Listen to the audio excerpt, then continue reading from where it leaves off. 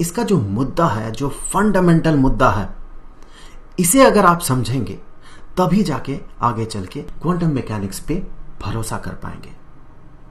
तो चलिए देख लेते हैं ये फोटो इलेक्ट्रिक इफेक्ट है क्या।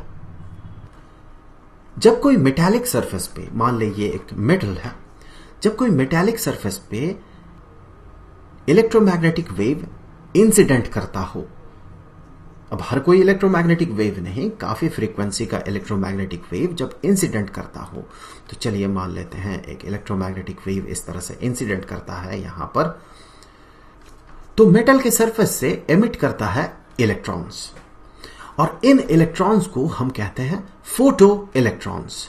ये है फोटो इलेक्ट्रॉन्स। अगर आप इस नाम को स्प्लिट करें तो आप समझ जाएंगे कि इसे फोटो इलेक्ट्रॉन क्यों कहा जाता है। यहां देखिए, पहले पार्ट को यह है फोटो और दूसरा पार्ट है इलेक्ट्रॉन्स। फोटो इसका मतलब होता है लाइट, तो फोटो इलेक्ट्रॉन से ये हम समझ पाएंगे कि ये वैसा इलेक्ट्रॉन्स है जो कि एमिट करेगा लाइट के कारण। लाइट यहां पर इंसिडेंट कर रहा है, इलेक्ट्रोमैग्नेटिक वेव, लाइट भी एक इलेक्ट्रोमैग्नेटिक वेव है।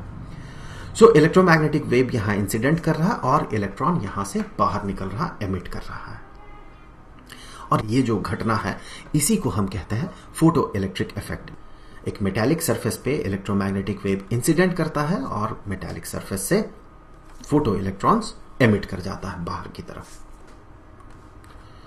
अब यहां पर अगर हम एक मेटल रखते हैं, मेटालिक सरफेस रखते हैं, और उसे हम एक सर्किट से जोड़ देते हैं कुछ ऐसा, और ये आगे चल के यहाँ ग्राउंडेड अगर हो जाता है, तो होगा ये कि ये सारे इलेक्ट्रॉन्स जो एमिट कर रहा है वो यहाँ पर हो जाएगा कलेक्टेड, ये उसे कलेक्ट कर लेगा, ये इलेक्ट्रॉन जाके टकराएगा यहाँ पर, और यहाँ पर बहुत सारे इलेक्ट्रॉन्स जो है उसका जमावड़ा हो जाएगा।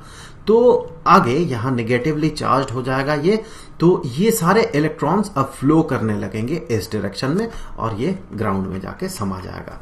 तो यहां एक करंट क्रिएट होगा। ऑब्वियस सी बात है, ये इलेक्ट्रॉन इस डायरेक्शन में फ्लो करेगा तो करंट का डायरेक्शन इसके ऑपोजिट डायरेक्शन में होगा, तो जो भी हो वो मुद्दा नहीं है। तो यहां पर जो करंट क्रिएट होगा उसे हम कहते हैं फोटो इलेक्ट्रिक करंट।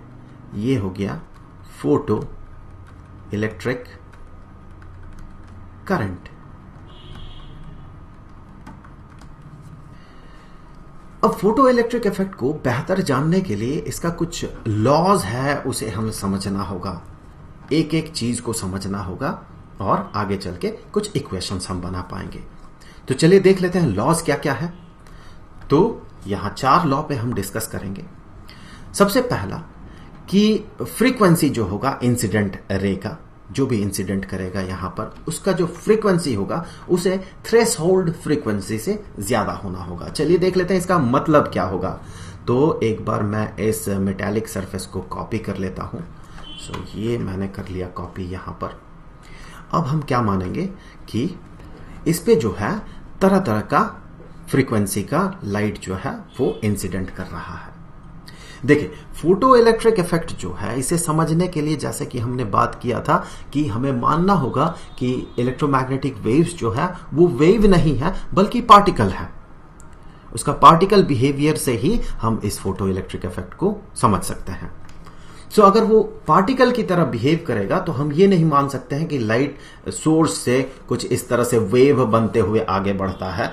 हमें यह मानना होगा कि सोर्स से लाइट जो है वो पैकेट में आगे की तरफ बढ़ता है। पैकेट्स में मतलब ये एक ही जगह पे एनर्जी कंसेंट्रेटेड है, इन्हें हम फोटॉन्स कहते हैं।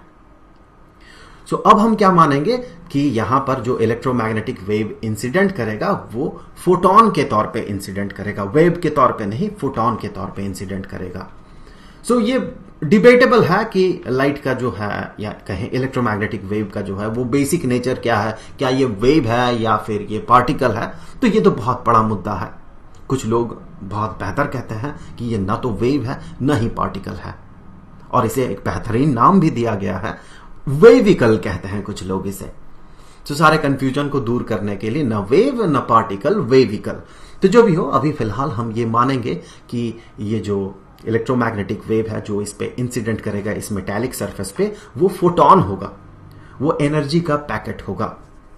इससे पहले जब फोटो इलेक्ट्रिक इफेक्ट को डिस्क्राइब किया गया उससे पहले ही प्लांक ने एक एजम्पशन लिया था कि ये जो रेडिएशन है, ये रेडिएशन कंटिन्यूअस नहीं होता है, ये डिस्क्रीट होता है।